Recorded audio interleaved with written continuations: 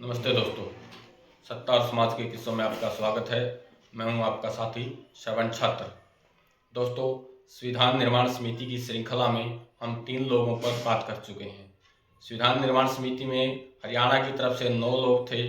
चौधरी सूरजमल खांडेवाला, लाला अंचित राम, ठाकुर दास भार्गव, चौधरी रणबीर सिंह हुड्डा, पंडित श्रीराम शर्मा, लाला Deshbandhu Gupta, master Nandlal मग्घू, Chaudhary निहाल सिंह तक्षक और एक महिला थी सुचेता कृपलानी।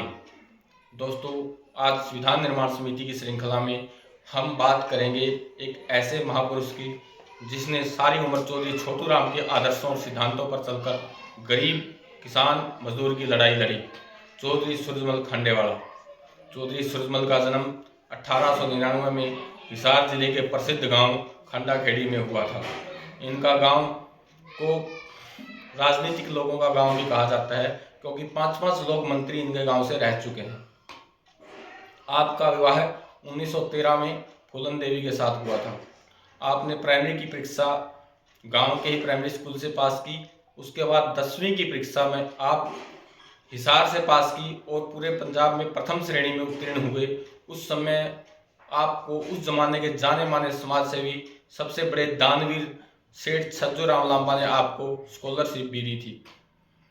उसके बाद आपने लाहौर से बीए की परीक्षा पास की और लाहौर से ही एलएलबी की शिक्षा 1924 में पास की।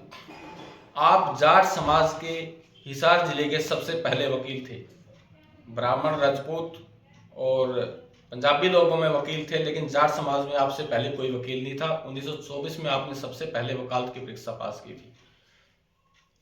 तो उसके बाद आप 7 साल तक निर्विरोध हिसार बार एसोसिएशन के प्रधान भी रहे और जाट संस्था के भी अध्यक्ष रहे। उसके बाद आप 10 साल तक भरतपुर के राजा के प्रधानमंत्री भी रहे।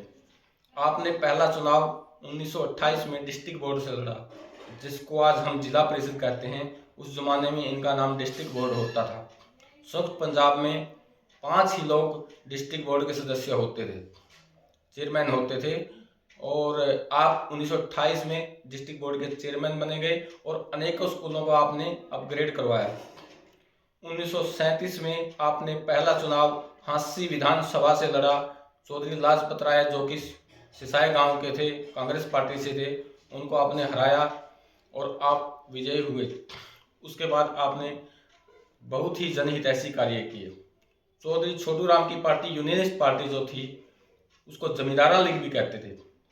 उसके आप सचिव थे। आपकी हैसियत संयुक्त पंजाब में चौधरी छोटू राम के बाद दूसरे नंबर के नेता के रूप में थी। 1940 में आपने फिर से हांसी विधानसभा से चुनाव लड़ा। इसमें भी आपने चौधरी लाजपत राय को हराकर विजय प्राप्त की। यूनियनिस्ट पार्टी की सिर्फ 3 ही सीटें आई थी उस टाइम।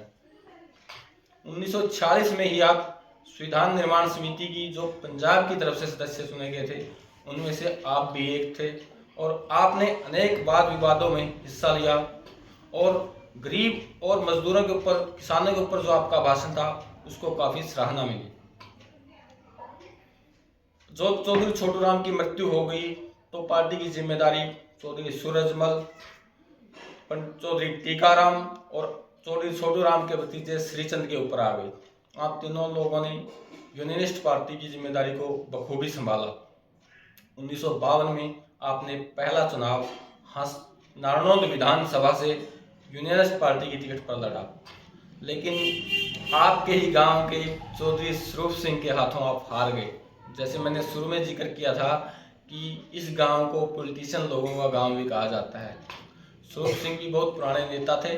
आप उनके हाथों ये चुनाव हार गए थे। उसके बाद आप एमएलसी चुने गए और विपक्ष में रहे 1956-57 तक। 1956 में यूनियनिस्ट पार्टी के नेताओं जितने भी थे, चाहे उसमें चौधरी सूरजमल हो, चाहे श्रीचंद हो, चाहे टीकाराम हो, सबने मिलकर यूनियनिस्ट पार्टी का कांग्रेस पार्टी में विलय कर दिया और आपने 1957 का चुनाव फिर से नारनौंद विधानसभा से लड़ा, जिसमें आप विजयी हुए और प्रताप सिंह कैरो की जो कांग्रेस सरकार थी, उसमें लोक निर्माण मंत्री आपको बनाया गया। उस समय आपने अनेक ही जनहितैषी कार्य किए। आपने अनेकों जगह पक्की सड़कें बनवाने का काम किया और अनेक जगह जो बड़े बड़े गांव थे वहां पर वाटर सप्लाई भी बनवाई। 1962 में आपने एक चुनाव लड़ा लेकिन उसमें आप हार गए। उसके बाद आपके बेटे जसवंत सिंह जो 1967 में जब हरियाणा का गठन हुआ, 66 में 67 में पहली बार हरियाणा में चुनाव हुए, तो चौधरी जसवंत सिंह नानौद से विधायक चुने गए और उसके बाद चौधरी जसवंत सिंह 1996 में भी नानौद से विधायक बने थे और लोक निर्माण मंत्री बने थे। मुझे भी याद है जब हम छोटे छोटे थे, हमारे गांव में एक डग्गी के टैंकर के उद्घाटन पर भी आए थे। तो आपका जीवन हमेशा गरीबों, दलितों, पिछड़े वर्गों के लिए समर्पित रहा। जनवरी 1983 में आपका निधन हो गया।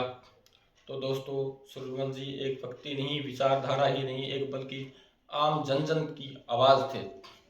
यही था उनका परिचय। अगर आपको भी किसी महापुरुष के बारे में जानना है तो कमेंट बॉक्स में अवश्य लिखें। अगर मेरा चैनल पसंद आया तो लाइक, शेयर एवं सब्सक्राइब करना ना भूलें। धन्यवाद।